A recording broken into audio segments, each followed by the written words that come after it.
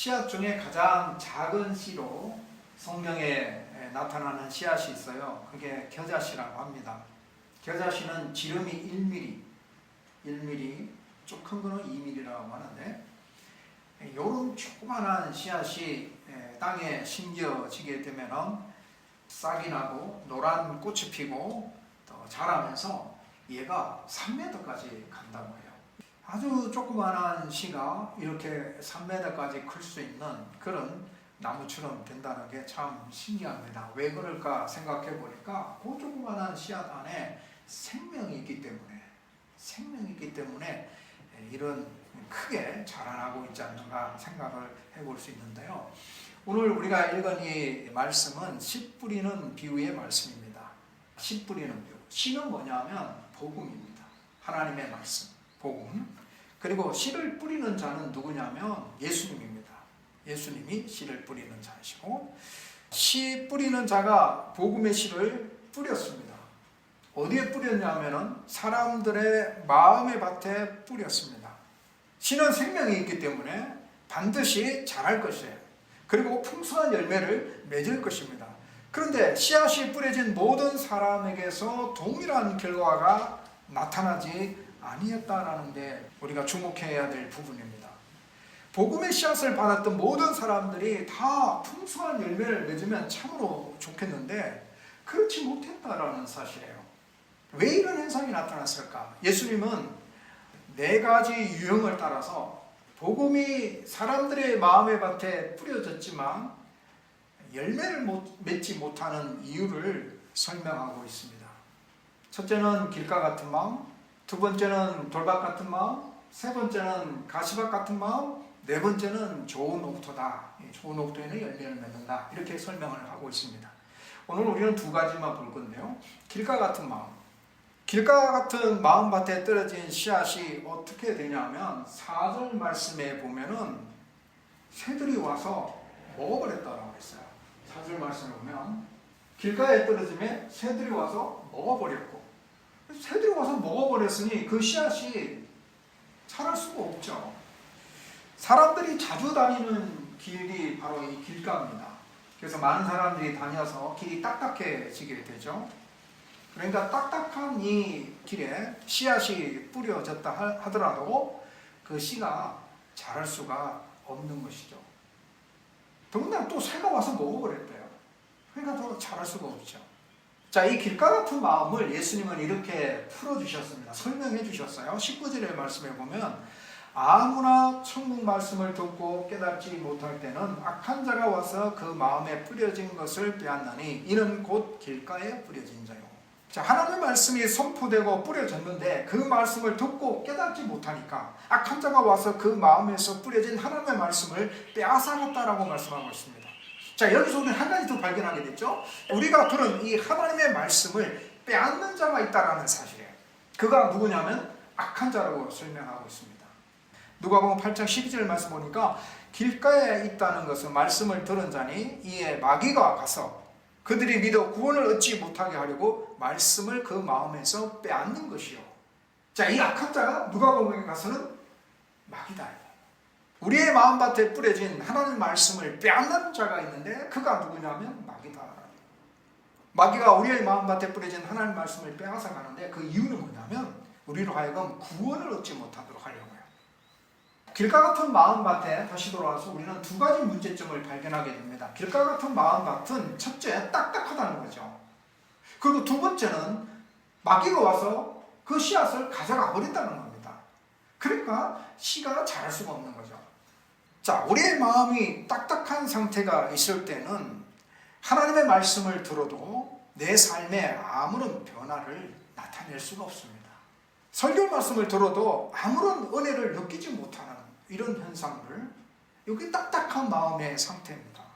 말씀을 읽어도 깨달음이 없는 이런 마음의 상태가 되는 것, 이것이 바로 이 굳은 마음의 모습입니다. 그러면 어떻게 해야 될까요? 이 딱딱한 마음을 어떻게 해야 됩니까? 파야죠. 기경한다라고 하는데 파서 갈아엎어야 됩니다. 우리의 마음이 굳어 있다면 우리의 마음을 기경해야 되죠. 우리의 마음을 갈아엎어야 돼요. 어떻게 해요? 우리의 마음을 어떻게 갈아엎어요? 그것은 회개입니다. 하나님 앞에 회개하는 거죠. 하나님의 말씀이 은혜가 되지 못한다는 것은 우리의 마음이 굳어 있다는 것이고, 우리의 마음이 굳었다는 것은 그 안에 죄가 있다는 것이죠. 마태복음 15장 19절에 보면은 마음에서 나오는 것은 악한 생각, 살인, 간음, 음란, 도둑질, 거짓 증언, 비방, 이런 것들이 사람을 더럽게 한다라고 말씀하고 있고, 에베소서 4장 31절에 가서는 너희는 모든 악독과 노함과 분냄과 떠드는 것과 비방하는 것을 모든 악의와 함께 버려라 라고 말씀하고 있어요. 이러한 것들이 우리의 마음에 있을 때 우리의 마음이 굳은 상태가 됩니다. 한번 생각해 보세요. 악한 생각이 내 마음에 가득 차 있다고 생각해 보세요. 분노가 내 안에 가득 차 있다고 생각해 보세요. 남을 비방하는 생각들이 내 안에 가득 차 있다고 생각해 보세요. 그러면 그곳에 하나님의 말씀이 들어올 수 있을까요? 그래서 우리를 더럽게 하는 것들, 우리가 버려야 하는 것들, 이런 것들을 갈아엎어 버려요. 날마다 하나님 앞에서 범죄한 것이 없는지 살피고 내가 죄인임을 고백하며 겸손하게 십자가 안에 나아가서 우리의 마음이 부드러워지게 만들어야 된다는 거예요. 자, 길가 같은 마음에서 두 번째 문제는 씨앗이 뿌려지기는 했는데 사단이 와서 그 씨앗을 가져가 버린 겁니다. 그러니까 열매를 맺을 수가 없죠. 하나님의 말씀이 선포되는 것은 내가 있지만 그 말씀을 듣지 못하도록 사단이 방해를 한다는 것이에요. 사도행전 20장에 보면 사도 바울이 아주 열심히 설교를 했습니다. 그런데 설교를 아주 너무 열심히 하다 보니까 설교 시간이 꽤 길었어요. 근데 그 설교를 듣던 청년이 창가에 걸터 앉아서 설교 말씀을 들었는데 사람들이 많이 운집해 있으니까 그 열기도 있고 또 시간도 오래되니까 그러다 보니까 꼬박꼬박 졸기 시작했어요. 점점 더 졸다 보니까 떨어졌어요. 그래서 산천에서 떨어져서 죽었어요. 말씀을 듣는 자리에 있지만 우리가 사단이 말씀을 듣지 못하도록 방해하는 이런 모습들이 있다는 사실이에요. 왜냐하면 우리로 하여금 구원을 얻지 못하도록. 우리가 하나님의 말씀을 듣지 못하면 어떻게 될까요? 우리의 마음이 사단이 지배하는 마음이 됩니다. 점점 더 우리의 마음이 굳어지게 될 거예요. 또 완악하게 될 것입니다. 점점 더 죄의식이 사라지게 될 것입니다. 하나님의 자녀로 살아가는 삶의 모습에서 점점 더 멀어지게 될 것입니다. 참과 거짓, 선과 악을 구분하지 못하고 무엇이 악인지 분별하지 못하는 패역한 백성들이 될 것입니다. 그래서 사단이 우리의 마음밭에 뿌려져 있는 하나님의 말씀을 빼앗아가려고 혈안이 되어 있는 겁니다. 그래서 사도 베드로는 이렇게 권면합니다. 베드로전서 5장 8절에 보면 근신하라 깨어라 너희 대적 마귀가 오는 사자같이 두루다니며 삼킬 자를 찾나니 너희는 믿음을 굳게 하여 그를 대적하라 이렇게 권면하고 있어요. 우리의 삶에 그렇다면 하나님의 말씀을 빼앗아가는 사단의 전략에는 어떤 것들이 있을까? 우리로 하여금 하나님의 말씀을 듣는 자리로 나아가지 못하도록 만드는 여러 가지 분주한 사건들, 이런 것들이 없지 않아 있겠죠. 성경을 읽으려고 하면은 전화가 방해하는 그런 경우도 있을 수 있고, 유튜브 영상을 통하여 사단은 우리의 시간을 빼앗고 우리의 마음을 빼앗아 하나님 말씀을 듣지 못하게 하는 모습들도 있습니다. 말씀을 듣는 것보다 더 재미있는 일들로 인해서 우리를 자극합니다. 그래서 하나님 말씀 앞으로 나아가지 못하도록 만듭니다. 그러므로 우리는 이러한 사단의 괴락을 알고 깨어 근신하며 믿음에 굳게 하는 말씀을 듣는 자리로 먼저 나아가야 할 것입니다. 그래야 우리의 마음이 길가 같은 마음에서 벗어날 수가 있어요. 두 번째는 돌밭 같은 마음입니다. 5절과 6절 말씀 보면은 들어는 흙이 얕은 돌밭에 떨어지며 흙이 깊지 아니하므로 곧 싹이 나오나 해가 돋은 후에 타서 뿌리가 없으므로 말랐고 라고 말씀이 나오는데요. 이 돌밭의 문제점은 흙이 깊지 않다는 거죠. 왜 깊지 않느냐? 이 돌이 많아서 그래요. 싹이 났지만 돌이 많아서 씨앗이 뿌리를 내릴 수가 없는 거예요. 그러다 햇빛이 내리쬐니까 뿌리가 내려가지 않았으니까 말라버리는 그런 현상이 나타나는 거예요. 자, 이 비유에서 예수님은 이렇게 설명을 합니다. 20절과 21절 말씀에 보면 돌밭에 뿌려졌다는 것은 말씀을 듣고 즉시 기쁨으로 받되 그 속에 뿌리가 없어 잠시 견디다가 말씀으로 말미암아 환난이나 박해가 일어날 때에는 곧 넘어지는 자다. 자, 이 돌밭 같은 마음은 길가 같은 마음과 조금 다른데요. 이 길가 같은 마음은 말씀이 뿌려졌지만 어떤 경우는 새가 와서 그냥 먹어버렸고 가져가 버렸고 사단이 가져가 버렸고 그 씨가 있지만 뿌리를 내리지 못하는 그런 현상이지만 이 돌밭 같은 마음은 복음의 씨가 뿌려졌는데 그 말씀을 듣고 씨앗은 빼앗기지 않았어요. 씨앗은 거기에 있어요. 말씀이 내 안에 들어온 겁니다. 그 말씀을 듣고 그 말씀이 뿌리가 내려갔어요. 그래서 그 말씀을 듣고 보니 행복한 겁니다. 복음이 복된 소식임을 깨닫고 기뻐합니다. 하나님이 약속하신 축복의 말씀을 인하여 기뻐합니다. 이런 마음은 불신자의 마음은 아니죠. 예수 그리스도를 믿는 성도의 마음이라고 할 수 있습니다. 우리도 복음의 소식을 듣고 그 복음이 왜 기쁜 소식인지 우리가 깨달았을 때 하나님을 찬양하고 기뻐했던 그런 경험들이 있습니다. 돌박 같은 마음은 복음을 듣고 깨닫고 그 복음으로 인해서 기뻐하는 마음이 되는 겁니다. 그러나 문제는 말씀으로 말미암아 환난이나 박해가 일어날 때 넘어진다라는 사실이에요. 이게 문제입니다. 복음이 기쁜 소식이고 축복이지만 복음의 길을 걸어가는 과정에는 축복만 있는 것이 아니고 고난도 있다는 사실이에요. 예수님이 우리의 모든 죄를 다 해결해 주시고자 죄에서 참된 자유를 주시고자 죄로 인하여 얻게 되는 결과인 사망에서 벗어나 영원한 생명을 누릴 수 있는 자로 세우시고자 십자가의 길을 걸어가신 것입니다. 우리에게 영생의 기쁨, 만족, 행복을 주시고자 십자가의 멸시, 십자가의 고난, 십자가의 죽음을 감당하신 것입니다. 고난이 없이는 영광이 없습니다. 예수님도 구속의 사역을 이루기 위하여 십자가를 지셨어요. 고난의 길을 걸어가셨어요. 그래서 마태복음 16장 24절에 보면 예수님께서 제자들에게 이렇게 말씀하십니다. 누구든지 나를 따라오려거든 자기를 부인하고 자기 십자가를 지고 나를 따를 것이냐. 내가 십자가의 길을 걸어갔으니 너희들은 평탄한 길로 걸어가라 말씀하고 있지 않습니다. 내가 십자가의 길을 걸어갔으니 너희들도 너희의 십자가를 지고 나를 따르라 라고 말씀하고 있습니다. 복음의 말씀을 듣고 그 말씀대로 살아간다는 것은 기쁨만 있는 것이 아니라 고난도 있다는 사실입니다.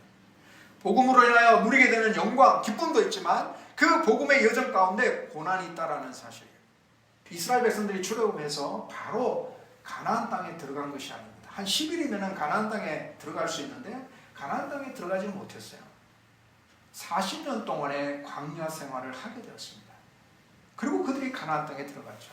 요셉이 애굽의 총리가 되었지만 요셉이 애굽의 총리가 되기 전에 그가 노예로 팔려갔습니다.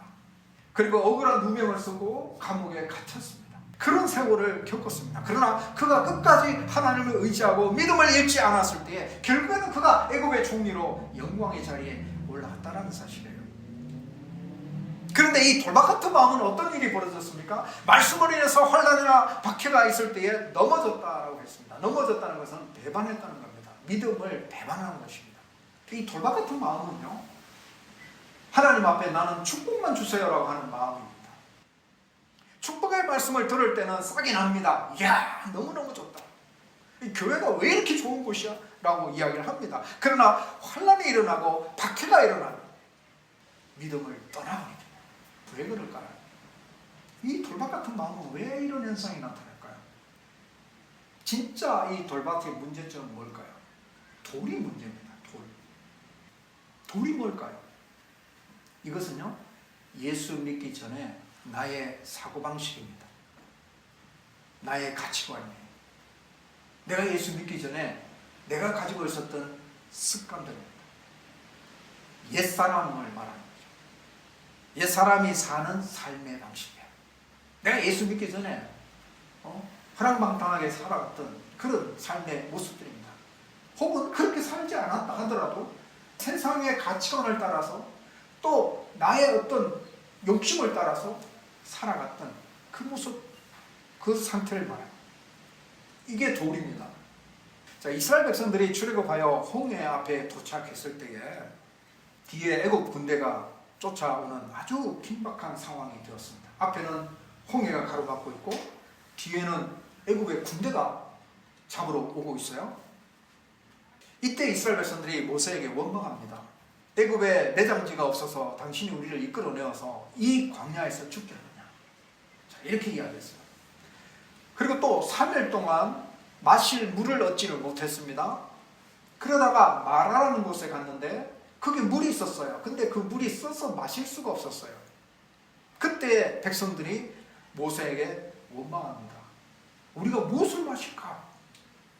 애굽에서 나온 지 2달 15일째 되는 때에 신광야에 이르러서 이스라엘 백성들이 먹을 것이 없어서 이렇게 불평을 합니다. 우리가 애굽 땅에서 고기 가마 곁에 앉아 있던 때와 떡을 배불리 먹던 때에 여호와의 손에 죽었더라면 좋았을 것을, 너희가 이 광야로 우리를 인도하여 내어 이 온 회중이 줄여 죽게 하는도다. 이렇게 이스라엘 백성들이 또 불평합니다. 모세가 바람 광야에서 12명의 정탐꾼을 가나안 땅에 보냅니다. 그들이 돌아와서 보고했을 때에 온 이스라엘 백성들이 통곡을 했습니다. 그리고 모세와 아론에게 원망을 했습니다. 우리가 애굽 땅에서 죽었거나 이 광야에서 죽었으면 좋았을 것을 어찌하여 여호와가 우리를 그 땅으로 인도하여 칼에 쓰러지게 하려 하는가? 우리의 처자가 사로잡히리니 애굽으로 돌아가는 것이 낫지 아니하냐? 자, 이스라엘 백성들이 이처럼 어려운 일을 만들 때마다 그들이 다시 옛날로 돌아가자, 다시 옛날 습관이 좋았다, 애굽의 노예의 삶이 더 좋았다 라고 말하는 그들의 마음밭에 이 돌덩어리들이 있었다라는 사실을 보게 됩니다. 그러니까 계속 이스라엘 백성들은 불평하고 원망하고 좌절하고 실망하고 하나님에게서 점점 더 멀어지는 그런 모습들을 계속해서 덴프리에서 나타내고 있습니다. 왜 그러냐면 뿌리가 내려가지 못했기 때문에 그렇습니다. 믿음의 뿌리가 내려가지 못했기 때문에. 그 원인은 뭐냐? 이 돌덩어리 때문에.